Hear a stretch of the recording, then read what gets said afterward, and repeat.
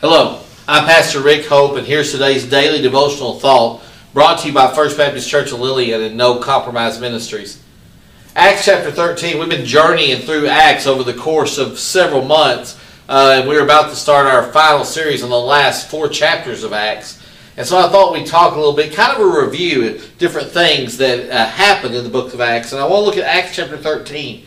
And it talks about Paul and Barnabas arriving at Antioch in Pisidia. And on the Sabbath they went to the synagogue for the services. And after the usual readings from the book of Moses and the prophets, those in charge of the service sent them this message: "Brothers, if you have any word of encouragement for the people, come and give it."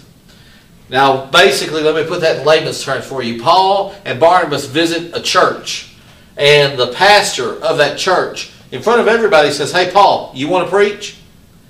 Paul didn't hesitate. Paul got up there. He was ready to give a word of encouragement. He was ready to preach. Now, here's the thing.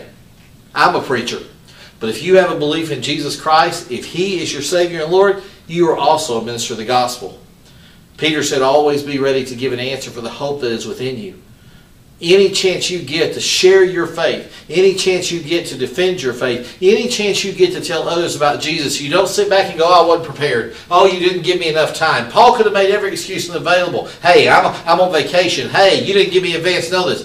Paul could not pass up the opportunity to be obedient to the calling of defending his faith. In today's day and age, we are battling over things that are biblical and trying to decide whether or not to allow them into our schools, into our culture, into our society.